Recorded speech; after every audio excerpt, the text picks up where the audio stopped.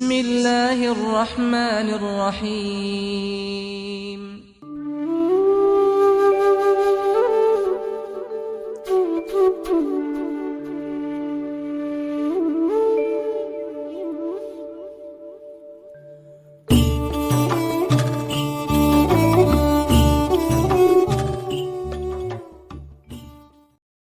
شروع کرتا ہوں اللہ تعالیٰ کے بابرکت نام سے جو بڑا مہربان اور نہایت رحیم ہے۔ السلام علیکم ورحمۃ اللہ وبرکاتہ۔ امید کرتا ہوں سب دوست احباب تندرست اور توانا ہوں گے۔ اللہ تعالیٰ سے دعا گو ہوں کہ سب احباب کو اپنی پناہ میں رکھیں، جو بیمار ہیں انہیں شفا عطا فرمائے، جو حالات سے تنگ ہیں ان کی غیب کے خزانے سے مدد فرمائے، آمین ثم آمین۔ آج کی ویڈیو برائلر چکن پر ہے۔ اس کا کاروبار کیسے کیا جائے کوشش کروں گا مکمل ڈیٹیل کے ساتھ گفتگو کروں اس ٹاپک پر۔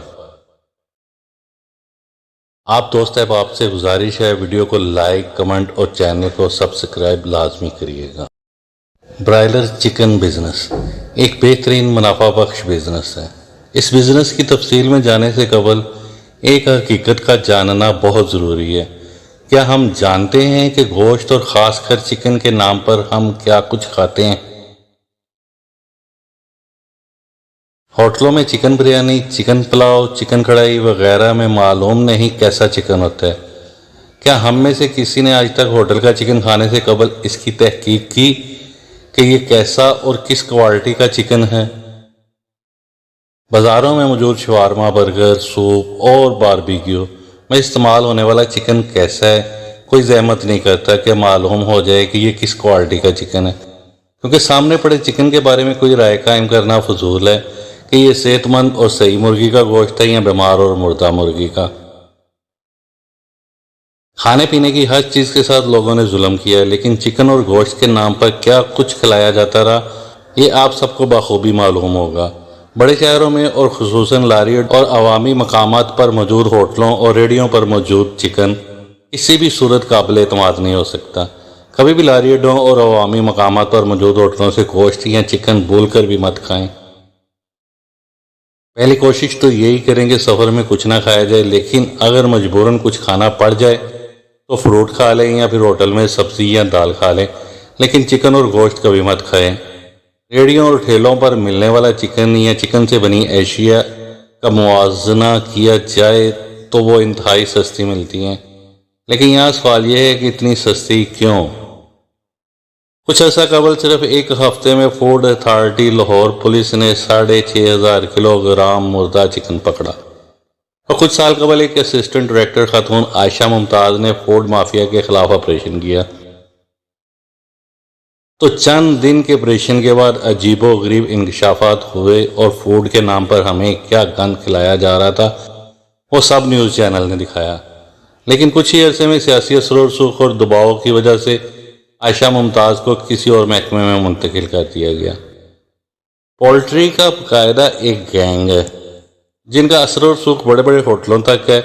اسی طرح عام ٹھیلوں اور ریڑھیوں پر بکنے والے چکن بننے والی اشیاء کا حال بھی کچھ اسی طرح ہے۔ بازار میں بہت بڑی مقدار میں چکن شاپس پر بھی زیادہ چکن بھی اسی کیٹیگری کا ہوتا ہے۔ یہ مافیا بہت طاقتور ہے، سیاسی طور پر ان کے بہت مضبوط تعلقات ہیں، پورے پاکستان کے پولٹری فارمرز کے ساتھ ان کا لنک ہے۔ فارموں میں جو مرغیاں مر جاتی ہیں، بیمار ہو جاتی ہیں، ان کی فوراً سپلائی کی جاتی ہے، اور پھر یہ سارا مردہ گوشت ہوٹلوں میں پکتا ہے۔ ریڑھیوں پر برگر شاورما میں یہی کچھ استعمال ہوتا ہے۔ اسی طرح بون لیس چکن کے نام پر مردہ بطخوں کا گوشت بھی سپلائی کیا جاتا ہے، اور دیگر بہت سی ایسی چیزیں ہیں کہ بات کرتے ہوئے بھی گھن آتی ہے۔ اس لیے کبھی بھی پہلے سے ذبح کردہ مرغی کا گوشت مت خریدیں، بلکہ مرغی کی دیکھ بھال کر کے اس کو اپنے سامنے ذبح کروائیں۔ بہت سے لوگ خیر خواہی کے جذبے سے بزنس کرتے ہیں اور لوگوں کو خالص اشیاء دیتے ہیں، اپنے معیار پر کسی قسم کا سمجھوتا نہیں کرتے۔ ایسے لوگوں کے ساتھ اللہ کی طرف سے خصوصی مدد اور نصرت شامل حال ہوتی ہے، اور زمانہ دیکھتا ہے کہ کس طرح وہ تھوڑے وقت میں کامیابیاں سمیٹتے ہیں۔ اگر چکن یا گوشت کا بزنس بھی لوگوں کی بھلائی اور خیر خواہی کے جذبے سے کیا جائے تو یہ بہت بڑی خیر خواہی ہوگی اور برکت کے ساتھ ساتھ کامیابیاں بھی حاصل ہوں گی۔ چونکہ چکن کا بزنس سانس کے ساتھ وابستہ ہے، کسی بھی وقت مرغی مر سکتی ہے، اچانک بیمار ہو سکتی ہے، جگہ کی تبدیلی کی وجہ سے بیمار ہو کر مر سکتی ہے، یا موسم کی تغیر کی وجہ سے نقصان ہو سکتا ہے۔ چکن کا بزنس دو وجوہات سے رسکی ہے، ایک یہ کہ وہ سانس والا بزنس ہے، جب تک سانس ہے تو منافع ہے، سانس ختم تو نقصان ہوگا۔ دوسرا رسک یہ کہ اس کے روزانہ کے الگ ریٹ ہوتے ہیں، اگر مال بچ گیا تو دوسرے دن سستا خریدا ہوا چکن مہنگا ہو سکتا ہے، مہنگا خریدا ہوا سستا بیچنا مجبوری ہوگی۔ اس کا بہترین طریقہ یہ ہے کہ اتنا ہی چکن روزانہ اٹھایا جائے جو آسانی سے بک جائے اور دوسرے دن نیا لیا جائے۔ اچھا، اگر اس بزنس کو چند دوست احباب مل کر کریں تو زیادہ فائدہ ہوگا۔ مثلا اگر کسی کے پاس انویسٹمنٹ ہے تو وہ پولٹری فارم بنائے اور اپنی دکانیں بنا کر اپنے فارم کا ہی گوشت بیچا جائے، لیکن اگر ایسا ممکن نہیں تو پھر کسی قابل اعتماد ڈیلر سے خریدا جائے اور صفائی ستھرائی کا خوب خیال رکھا جائے۔ شہر کی ایسی جگہ پر دکان یا ٹھیلا لیا جائے جہاں رہائشی علاقہ ہو یا پھر سبزی منڈی وغیرہ کے قریب۔ چکن کے بزنس کے ساتھ عموماً سبزی کا بزنس بھی خوب چلتا ہے اور اکثر لوگ سبزی اور چکن کا بزنس ایک ساتھ کرتے ہیں۔ اس کا فائدہ یہ ہے کہ اکثر چکن لینے والا سبزی بھی لیتا ہے اور سبزی والا چکن بھی لیتا ہے۔ چکن بزنس میں سب سے اہم چیز صفائی ستھرائی ہوتی ہے۔ اگر معیار کے ساتھ صفائی ستھرائی کا خوب خیال رکھا جائے تو زیادہ سے زیادہ کسٹمر تک پھیلاؤ ہوگا اور بزنس خوب پھلے پھولے گا۔ منافع کی شرح کیا ہوتی ہے اس میں؟ چکن میں ریٹس دو طرح کے ہوتے ہیں، ایک سلیٹ ریٹ ہوتا ہے جس پر مرغی بکتی ہے، زندہ کا ریٹ الگ اور گوشت کا الگ، اور دوسرا منڈی ریٹ ہوتا ہے۔ سلیٹ ریٹ اور منڈی ریٹ میں 10 سے 20 روپے فی کلو کا فرق ہوتا ہے۔